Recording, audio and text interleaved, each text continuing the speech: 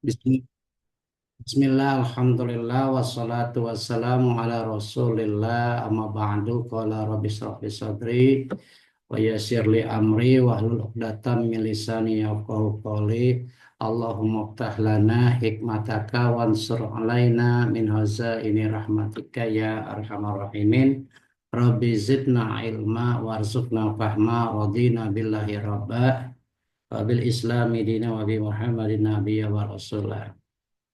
Adik-adik sekalian, pada pertemuan kali ini kita membahas tentang ekonomi syariah. Nah, di kelas ini UTS-nya Alhamdulillah nilainya bagus-bagus ya. Ada satu, dua orang yang nilainya kurang bagus. Cuma di yang kelas jam 8 Rabu itu bermasalah di soalnya. Jadi itu kesalahan panitia bukan kesalahan mahasiswa. Tapi dinilai aja sama saya apa adanya. Selanjutnya dari sekalian, kita membahas tentang ekonomi syariah. Ekonomi syariah itu adalah sebuah ilmu pengetahuan sosial yang mempelajari masalah-masalah ekonomi rakyat yang diilhami oleh nilai-nilai Islam, gitu ya. Jadi dalam Islam ya kita mempelajari secara fikih disebutnya fikih muamalah atau tijarah ya. Cuman bersandarkan atau bersendikan nilai-nilai Islam, bukan seperti ekonominya orang kapitalis. Ya. Di dalam Umar Chafra menjelaskan ya, ilmu ekonomi Islam adalah sebuah pengetahuan yang membantu upaya realisasi kebahagiaan manusia melalui alokasi dan distribusi sumber daya tanpa batas yang berada pada koridor yang mengacu kepada pengajaran Islam tanpa memberikan kebebasan individu atau perilaku makroekonomi yang berkesinambungan tanpa ketidaksenambungan lingkungan. Artinya apa? Bahwasanya ekonomi Islam itu konsep eh, ekonomi yang berdasarkan nilai-nilai agama gitu ya. Artinya memberikan keuntungan buat individu juga memberikan keuntungan buat eh, masyarakat. Nah, karena apa? Karena konsep dasar Islam adalah tauhid, yaitu mengesahkan Allah, nilai-nilai agama. Jadi dalam bidang ini ya, dalam bidang ekonomi, agama tetap menjadi nomor satu untuk tujuan ya, untuk tujuan mencapai kebahagiaan dunia akhirat dalam agama. Jadi apapun untuk orang Islam ya, eh, kita kuliah kah, kita kerja, kita berdagang, semuanya berdasarkan sendi-sendi nilai keislaman. Yang satu ya sebagaimana kita diajarkan ya di dalam rukun agama itu kan ada tiga, satu tauhid ya mengesahkan Allah atau rukun iman ya, yang kedua rukun Islam, yang ketiga rukun ihsan. Nah itu tiga-tiganya orang Islam itu harus memiliki dan melakukan ya sebagai uh, bukti bahwa dia adalah benar-benar beragama, beriman kepada Allah Subhanahu wa taala. Ya. Nah, makanya di dalam pelajaran apapun ya orang Islam itu 24 jam waktunya digunakan untuk beribadah kepada Allah Subhanahu wa taala. Karena itu konsep dasar Islam itu adalah tauhid, yaitu mengesahkan Allah. Tauhid di bidang ekonomi ya berarti menempatkan Allah sebagai Sang Maha Pemilik yang selalu hadir dalam setiap napas kehidupan manusia Muslim. Nah, bagi orang Muslim, ya, makanya Allah menjadi tujuan utama. Artinya apa? Ridho Allah dalam segi kehidupan itu harus menjadi tujuan utama setiap orang Muslim agar dia mencapai kebahagiaan dunia dan akhirat, gitu ya. Terus sumber-sumber yang digunakan dalam ekonomi syariah yang pertama Al-Qur'an, ya, yang sering pernah kita jelaskan di dalam sumber hukum Islam.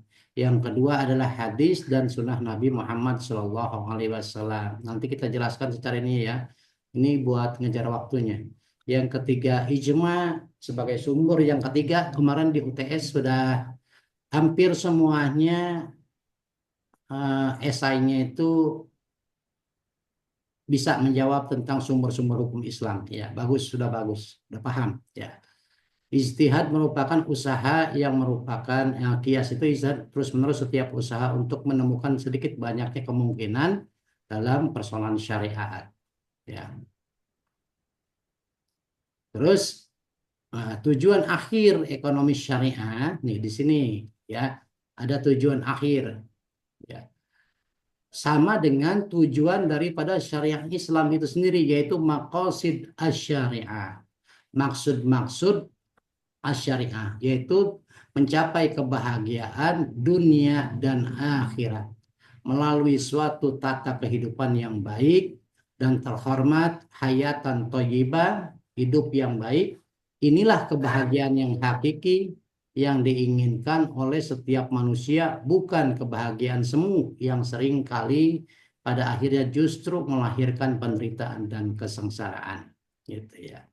Jadi pada intinya itu kita berekonomi syariah, ya apapun yang kita lakukan, ya apakah kita bekerja, apakah kita berdagang. Tapi kalau yang di sini sih apa ini dagang ya, berbisnis, baik bisnis online maupun offline ya, yang manual, tradisional itu niatnya untuk ibadah kepada Allah Subhanahu wa taala. Sebenarnya orang Islam semua waktunya 24 jam itu digunakan untuk ibadah kepada Allah Subhanahu wa taala.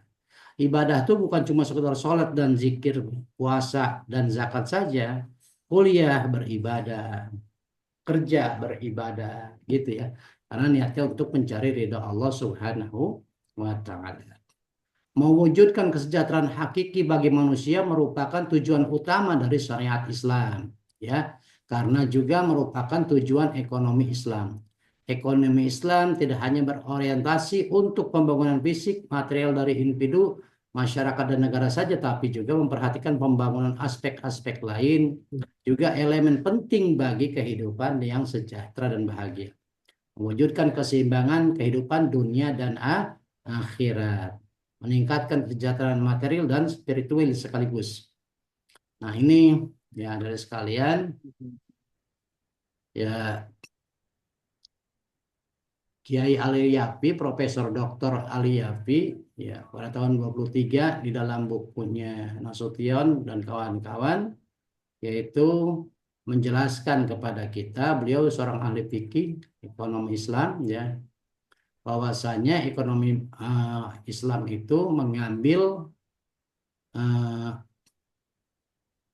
dalil dari Al-Quran yaitu surat Al-Baqarah ayat 284. Ya. Di sini karakteristik ekonomi Islam di antaranya adalah satu, bahwasanya ya semua harta baik benda maupun alat produksi adalah milik Allah. Ya. Lillahi ma fis samawati wa ma fil ar wa in tubdu ma fi anfusikum aw tukhfuhu yuhasibkum billah fayaghfiru liman yasha wa yu'adzibu man yasha. Gitu ya. Nah, artinya kepunyaan Allah segala apa yang ada di langit dan apa yang di bumi, dan jika kamu melahirkan apa yang ada di dalam hatimu atau yang kamu sembunyikan, niscaya Allah akan memperhitungkan dengan kamu tentang perbuatanmu. Allah mengampuni siapa yang dikehendaki, menyiksa siapa yang dikehendaki. Allah Maha Kuasa lagi atas segala sesuatu. Nah, terus aminu billahi wa rasulihi wa anfiqu mimma ja'alnakum mustakhlafina fihi falladzina amanu minkum wa anfaqu lahum ajrun kabir. Berimanlah kamu kepada Allah dan Rasulnya dan nafkahkanlah sebagian hartamu yang Allah telah menjadikan kamu menguasainya, maka orang yang beriman di antara kamu dapat menafkahkan sebagian hartanya untuk memperoleh pahala yang besar. Nah, jadi pada saat kita melaksanakan ekonomi syariah, mendapat keuntungan besar, ya, jangan hanya kita memperkaya diri sendiri, tapi juga kita berupaya untuk berbagi, yaitu dengan cara mengeluarkan zakat dari keuntungan yang kita peroleh. Diberikan kepada siapa? Diberikan kepada orang-orang yang membutuhkan, fakir miskin, anak yatim, orang-orang yang berjuang di dalam agama Allah. Ya. Ekonomi terikat dengan akidah atau syariat, hukum syariat, ya, moral. Hubungan ekonomi Islam dengan akidah dan syariat memungkinkan aktivitas ekonomi Islam menjadi ibadah. Tadi sudah dijelaskan. Ya. Moral di dalam ekonomi Islam, diantaranya larangan pemilik dalam penggunaan hartanya yang dapat menimbulkan kerugian atas harta orang lain, atas kepentingan masyarakat. Dilarang, ya, terhadap kita ingin menguasai harta orang lain. Jadi harta itu sebenarnya adalah milik Allah, cuma sudah dititipkan kepada manusia yang Allah kehendaki. Pada saat harta itu sudah menjadi milik seseorang, maka kita tidak boleh mengambilnya dengan jalan paksa atau mengkorupsinya. Nah, itu tidak boleh. Ya. Terus larangan melakukan penipuan dalam transaksi. Dalam transaksi baik secara manual, ya, tradisional, maupun secara online dilarang, artinya melakukan penipuan. Karena apa? Orang yang berlaku tidak jujur itu akan hancur. Orang yang berlaku jujur maka hidupnya akan makmur, gitu ya. Itu sudah menjadi hukum alam dan sunatullah. Ya. Jadi siapapun saja manusia, baik dia yang mengaku beragama Islam maupun beragama Kak, saja, udah kalau dia pucal kakak. jujur, maka dia Pucal kakak. hidupnya insya Allah akan makmur, ya. Enggak. Ya, maka hidupnya akan makmur. Jadi kalau orang yang tidak jujur, maka hidupnya akan hancur. Dan ini sudah dibuktikan dari beberapa penelitian banyak yang saya dapati di kalangan masyarakat. Larangan menimbun atau menyimpan emas atau perak atau barang-barang kebutuhan pokok lainnya. Karena apa? Akan mempersulit orang untuk mendapatkannya. Atau seumpamanya dia jual dengan harga mahal, maka itu menjadi dosa dan haram. Larangan melakukan pemborosan. Kita boleh royal untuk kebaikan dan kemaslahatan, tapi kita dilarang untuk berlaku boros, mengeluarkan harta tanpa melalui proses berpikir atau tanpa digunakan untuk kebaikan, menghambur-hamburkan harta hanya untuk berpoya-poya dan lain sebagainya, karena akan menghancurkan individu dalam bermasyarakat, keseimbangan antara rohani dan kebendaan. Jadi orang Islam dalam melakukan apapun, ya, harus seimbang antara kebutuhan rohani dan maupun kebutuhan jasmani. Di sini di Allah di dalam Al-Qur'an surat Al-Qasas ayat 77 menjelaskan, wabtaghi fima ataqallahu daral akhirah wa la tansa nasibaka minad dunya wa ahsin kama ahsanallahu ilaik wa la tabghil fasada fil ardi innallaha la yuhibbul mufsidin. Wabtaghi, carilah pada apa yang telah dianugerahkan oleh Allah kepadamu, yaitu kebahagiaan negeri akhirat. Walatan sanasibaka minadunya, dan jangan kamu lupakan bagian kamu untuk kebahagiaan di dunia. Wa ahsin, gitu. Dan berbuat baiklah kamu kama ahsanallahu ilaik, sebagaimana Allah berbuat baik kepadamu. Ya. Wala tabghil fasada fil dan janganlah kamu berbuat kerusakan di muka bumi. Innallaha la yuhibbul mufsidin. Sesungguhnya Allah tidak suka terhadap orang-orang yang berbuat kejelekan. Nah, ini Di sini dijelaskan bahwasanya kita harus bisa mengendalikan diri kita atau memposisikan diri kita untuk mencari kebahagiaan di akhirat, namun jangan lupa bahagian kita di dunia. Jadi harus seimbang, balance.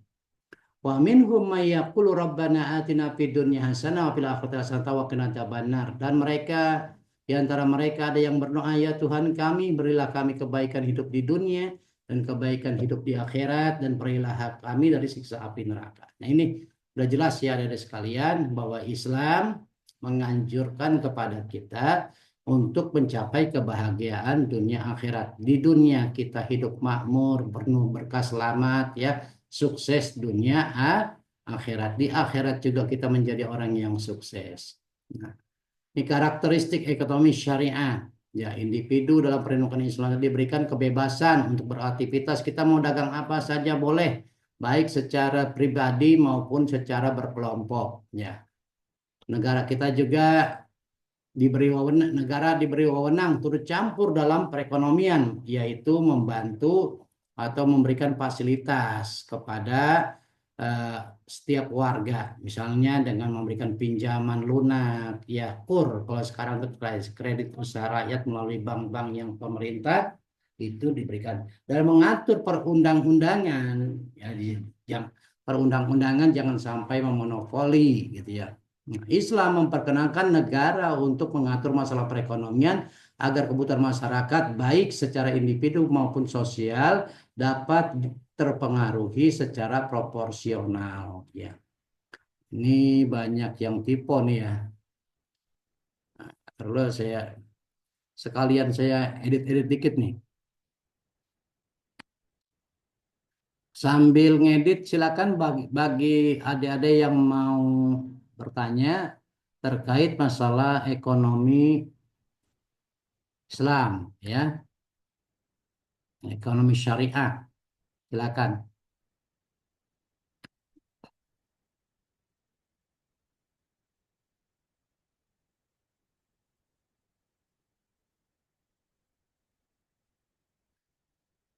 Min, ada yang mau ditanya, Min?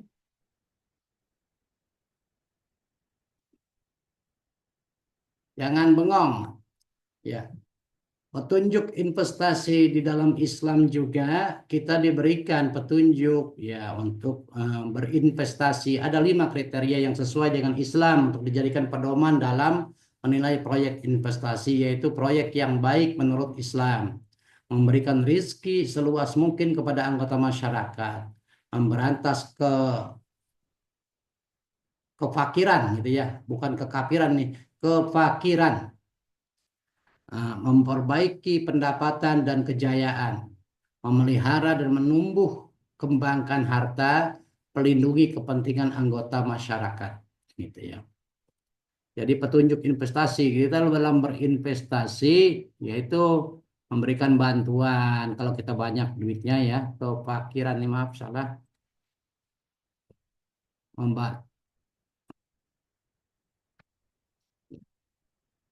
membantu saudara-saudara kita yang ekonominya lemah dan lain sebagainya. Kalau kita banyak kebetulan mempunyai banyak harta gitu ya, kita harus ya mendirikan usaha sendiri. Saya berharap sebenarnya nih adik-adik mahasiswa nanti kalau sudah kuliahnya sukses ya selesai, ya boleh bekerja 1 tahun, 2 tahun, sampai 5 tahun, atau paling lama 10 tahun lah.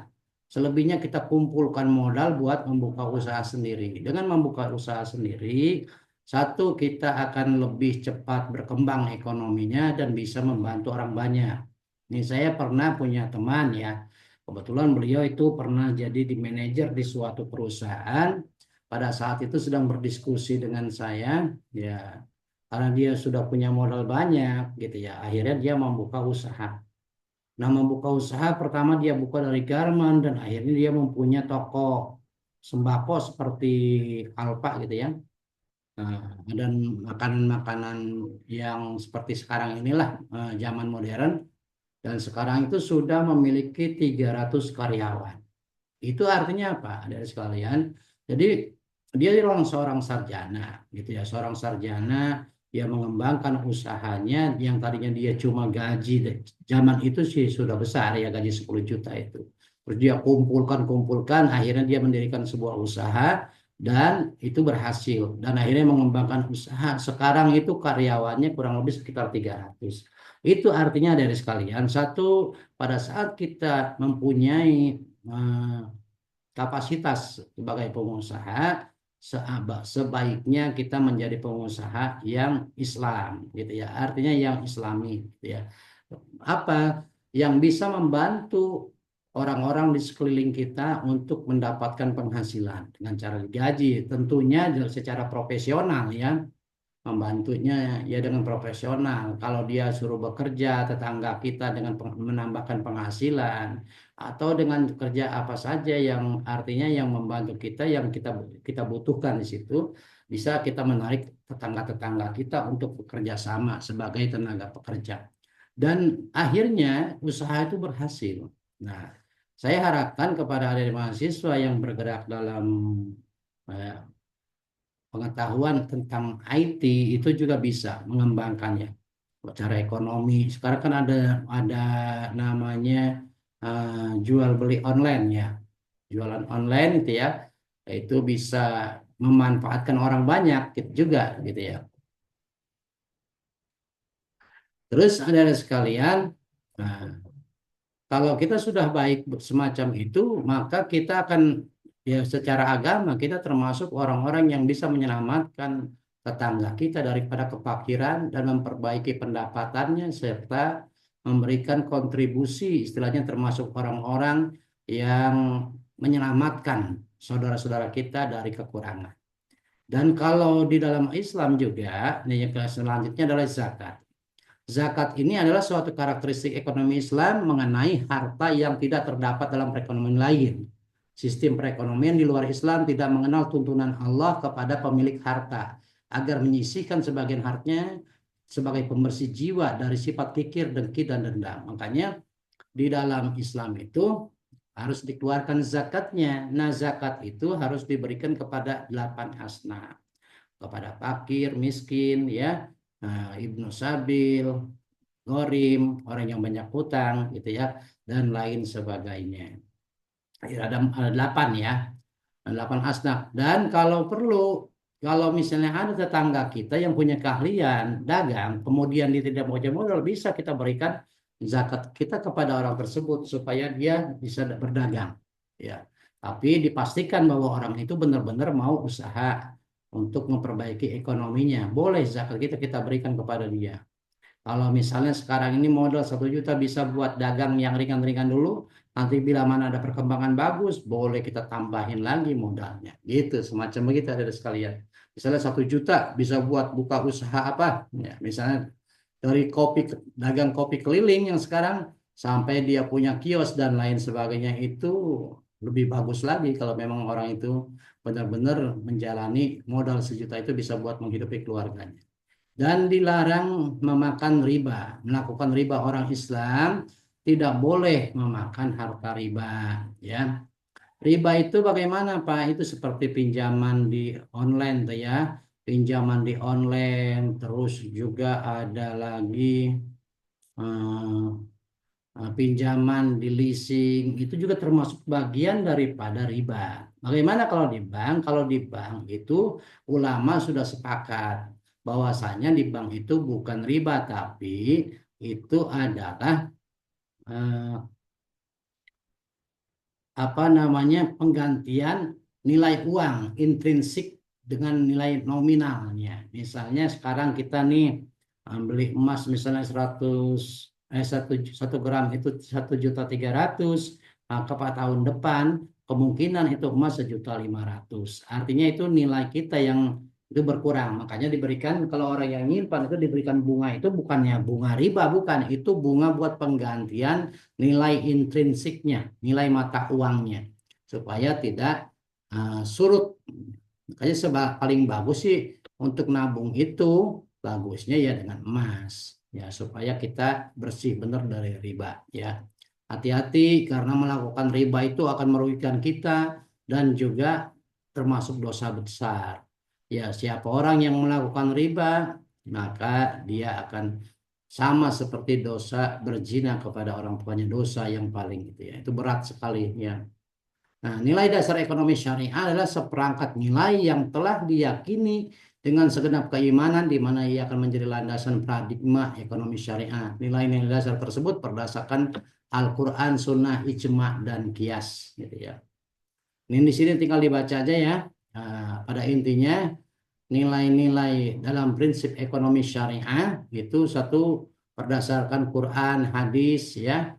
Supaya apa? Supaya kita bermanfaat, bahagia dunia akhirat, menciptakan kehidupan yang berkah berdasarkan risalah Allah dan risalah kenabian, gitu ya. Ingat, dalam usaha apa saja kita harus memakai sifat baginda Rasul, yaitu sifat sidik, amanah, patonah, dan tabligh. Barangkali itu saja ya, karena ini waktunya tinggal sedikit lagi. Saya buka forum pertanyaan. Nanti jangan lupa ini tugas ya di pertemuan 11, 10 ya. Pada pertemuan 11 dibuka ya, nanti kita kerjakan di sini. Silakan bagi yang mau bertanya, silakan. Sekalian saya absen dulu ya. Saya ada yang nah, semuanya hadir. Tadi ada yang izin tidak buka. Ini sedang perjalanan satu siapa nih? Hercules Aldo, Erlang Tirta, ya. Terus Farhan, kemana Farhan nih? Ada Pak, lagi Ya, makan Pak, maaf. oh Erlang Tirta, ya, oh ya, ya, ya, ada. Farhan Nafizan mana? Oh ya, Hadir Pak, hadir. jadi yang hadir pada saat ini cuma 16 orang ya. Kelas kita ada berapa orang?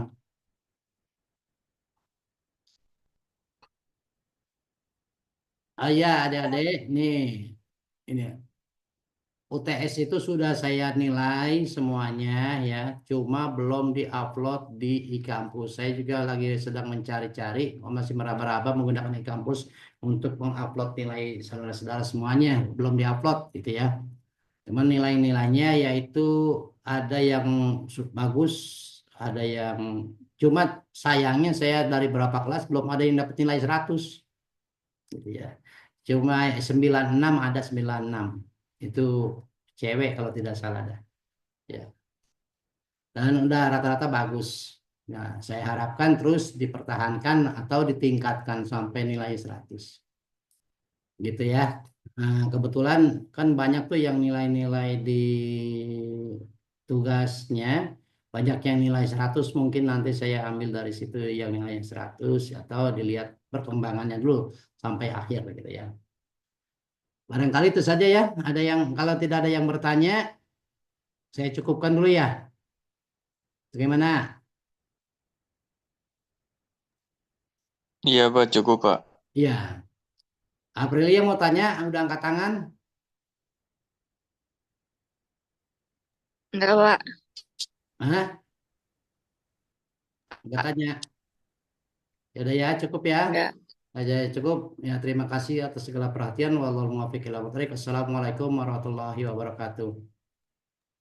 Waalaikumsalam. Waalaikumsalam warahmatullahi wabarakatuh. Izin lab ya. Ya Pak, Iya Pak.